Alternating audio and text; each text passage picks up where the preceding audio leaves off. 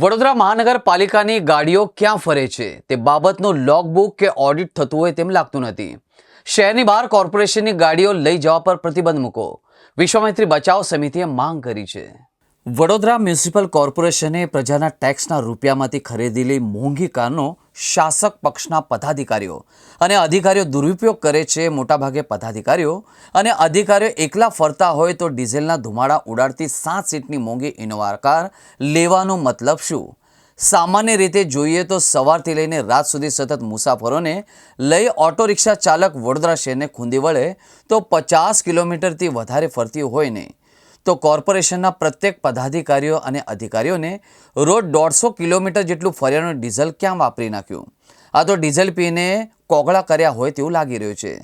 Municipal કમિશનરે પણ ભારત સરકારના ફાઇનાન્સ વિભાગે તારીખ 1 સપ્ટેમ્બર 2022ના રોજ કારના ઉપયોગ માટે પ્રસિદ્ધ કરેલા પરિપત્રને વાંચી તેનો થોડાંશે અમલ કરવો જોઈએ તેવી માંગ વિશ્વામિત્રી બચાવ સમિતિના એડવોકેટ શૈલેષ અમીને કરી છે. એક કહેવત છે, અત્યારે હું યાદ અપાઈશ, અલ્લાહ મહેરબાન તો ગધા ભી પહેલવાન. તો આ જગ્યાએ કોર્પોરેશનમાં કેટલાક લોકો ચૂંટાઈને આવ્યા, પછી પક્ષના વિવિધ હોદ્દાઓ મેળવ્યા, અને કેટલાક અધિકારીઓ જે રાજકીય ગુરુઓ, રાજકીય આંકાઓના આધારે પ્રમોશન લઈને ઊંચી પદવી લઈ આવ્યા. હવે આ લોકોને જીપીએમસી એક્ટમાં કઈ ગાડી આપવી એ નક્કી નથી, કેમ કે આ કાયદામાં એવું નતો. લોકોને અંદાજ આવ્યો કાયદો બનાવ્યો ત્યારે કે આ લોકો એરોપ્લેન પણ લઈ આવશે, વાહન આપવું એવું લખો તો એરોપ્લેન પણ લઈ આવશે ને હેલિકોપ્ટર પણ લઈ આવશે એવું નતું.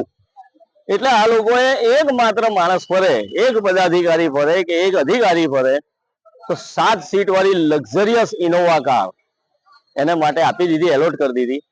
એક માણસ માટે આ સિટીમાં ફરવા માટે નાની ગાડી હોવી જોઈએ, એની જગ્યાએ લક્ઝરિયસ કાર તો આપી. ઉપરથી આ કારનું ડીઝલનું કન્ઝમ્પશન 7 જણને લઈને ફરવાનું હોય, એટલે કે 10 થી 15 નું એવરેજ આપતી ગાડી હોય.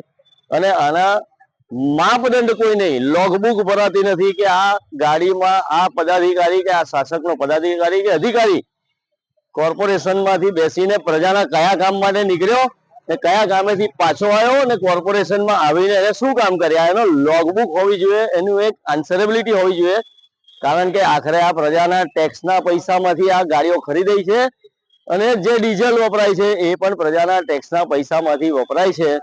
તો સરકારના કોઈ પણ જગ્યાએ, કેન્દ્ર સરકારની લઈ લો કે રાજ્ય સરકારનું લોગબુક ફરજિયાત ડ્રાઈવર ભરતો હોય કે કઈથી કઈ ગયા. જ્યારે અહીંયા આગળ કોઈ લોગબુક નથી. બૈરા છોકરા શાક માર્કેટમાં શાક લેવા જાય ને મોલમાં ખરીદી કરવા જાય, સાયરન વગાડતા જાય. આ સાયરનો પણ ગેરકાયદેસર લગાવ્યા છે, એમને મળવાને પાત્ર જ નથી. આ સાયરન પોલીસ પણ આદરી છે, લોકોને મેમા આપ્યા કરે છે. સાયરનો વાળી ગાડીઓ એની યોગ્યતા નથી, એને ગૃહ ખાતાનો કોઈ પરિપત્ર નથી કે આ લોકો સાયરન લગાડી શકે, એ વગાડે છે.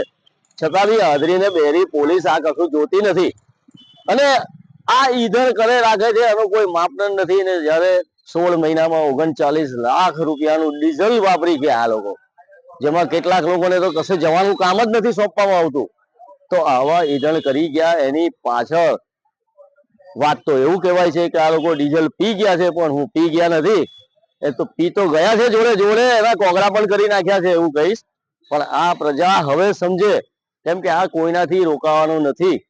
આ તંત્ર તમે એક ધારું એક તરફી ચૂંટાઈને બેસેડેલું છે, એટલે એમને મન ફાવે એટલા પ્રજાના પૈસાનો ઉપયોગ કરે છે. ને પ્રજાના કામો જ્યારે વાત આવે ત્યારે બજેટમાં પ્રોવિઝન નથી એવી વાત કરીને એને બંધ કરે છે.